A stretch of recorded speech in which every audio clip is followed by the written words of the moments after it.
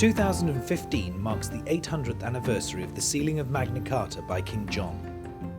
For the first time, the rule of law was given precedence over the rule of the monarch. The foundations were laid for liberty and human rights. England and Great Britain were on the road to democracy.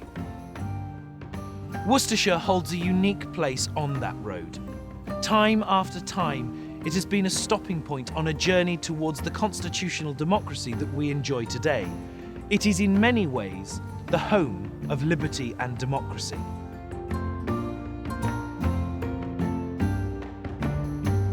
By the time he'd sealed Magna Carta in June 1215, King John had already formed a special relationship with Worcester and the surrounding county. He often visited Worcester Cathedral to worship at the shrine of St Wulfstan, and his favourite hunting grounds were in nearby forests in Wyre, Feckenham and the Chase. But his relationship with the county was destined to be bittersweet. As civil war brewed and the king was forced to concede many of his powers under Magna Carta, Worcester declared for the rebellious barons. In July 1216, the king's forces recaptured the city, but the monarch's days were numbered. He died in October of that year, specifying in his will that he be entombed at Worcester Cathedral. His will and artefacts will be on display in the Cathedral Library from September 2015.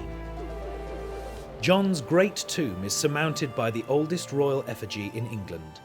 It is a masterpiece of early 13th century sculpture. It gives Worcestershire a direct link to the story of Magna Carta and to the story of liberty and democracy that is genuinely unique. Marking the 800th anniversary of Magna Carta, Worcester Cathedral is staging an exhibition from March 2015 to December 2016, accompanied by a programme of insightful lectures and talks.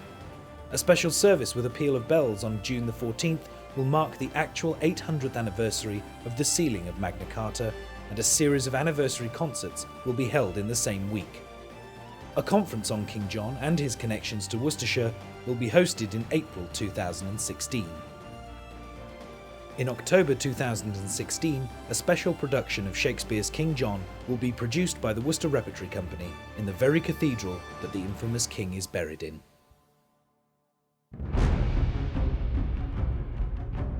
"50 years on from Magna Carta, another of the founding fathers of British democracy arrived in Worcestershire, Simon de Montfort. The extravagant spending of the weak but vicious King Henry III and his son Prince Edward had frustrated the barons. Led by de Montfort, the 6th Earl of Leicester, they launched a civil war against the monarch in 1263. De Montfort captured the king and his son at the Battle of Lewes. He established Parliament, until then simply the King's Council, as a representative body for the first time. This is still recognised today as the template for democratic nations across the globe. With this power base, de Montfort ruled the country for a year, until August the 4th, 1265. Stopping to allow King Henry to hear Mass at Evesham Abbey in the south of Worcestershire, de Montfort suddenly found himself confronted with a royal army 4 times the size of his own. Prince Edward had escaped capture and had one objective: the rescue of his father, the king. The brutal battle raged throughout the town of Evesham and ended with the bloody death of de Montfort. De Montfort was seen as the people's champion and quickly became widely respected as a hero in the tale of liberty and democracy. Among some people, he was even venerated as an unofficial saint. He was laid to rest here at Evesham Abbey, a place of pilgrimage ever since.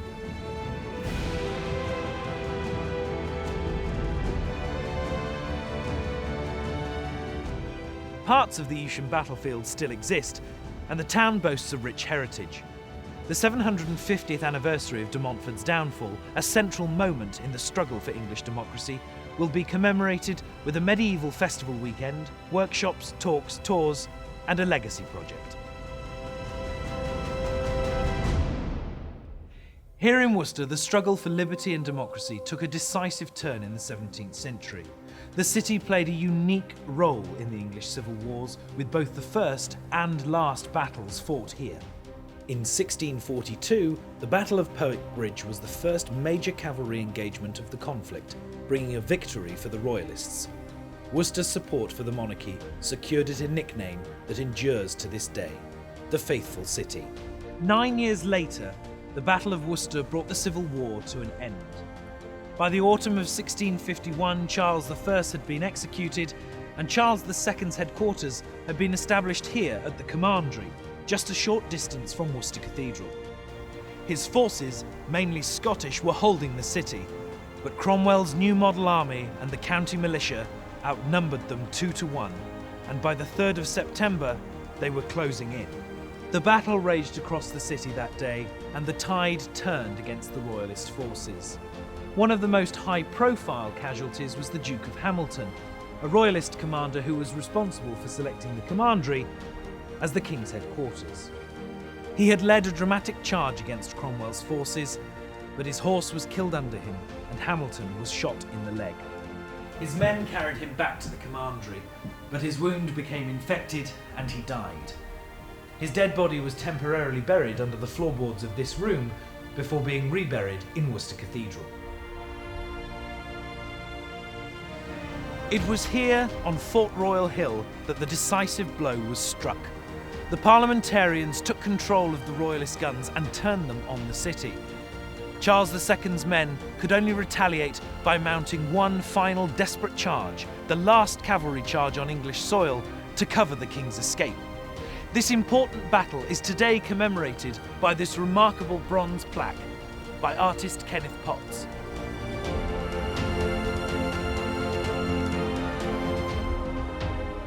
Reenactments of the events of the Battle of Worcester will be staged this year in both the Commandery and at Fort Royal Park. There will also be a programme of exhibitions, talks and a Liberty picnic at the Commandery. Such is the importance of the Battle of Worcester in the evolution of liberty and democracy that Fort Royal Hill was visited in 1786 by the second and third Presidents of the United States of America, John Adams and Thomas Jefferson. Adams's words on that momentous day perfectly capture Worcestershire's importance in the struggle for democratic freedom. And do Englishmen so soon forget the ground where liberty was fought for? Tell your neighbours and your children that this is holy ground, much holier than that on which your churches stand. All England should come in pilgrimage to this place once a year. A pilgrimage to the Worcestershire of today reveals a county of exceptional beauty in the very heart of England. Its history is all around you, here for you to see and touch. Discover for yourself why Worcestershire is the home of liberty and democracy.